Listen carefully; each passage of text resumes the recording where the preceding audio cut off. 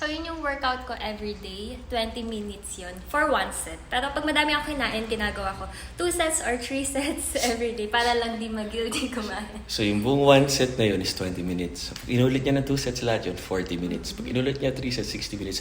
Pero grabe naman pagod pawis niya. Ang recommended ko lang is dapat 1 set lang. Para nakakagalaw pa, nakaka-function, nakakapag-isip pa para sa mga malulupit niyang rap, nakakapagluto pa, nakakapaglakad-lakad pa kami, shopping, grocery, do our work. So, yun yung nag-work sa akin, at least 20 minutes workout. Kesa naman hindi ako nag-workout, diba? Diba? So, mas okay na siya.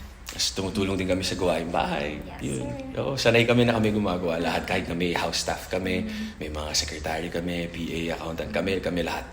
Enjoy di ba? Bonding namin. So, tama kayo. Mali kami. Do what works for you. We're not your doctors. Sir. God bless, guys. Happy, healthy. Happy, healthy living.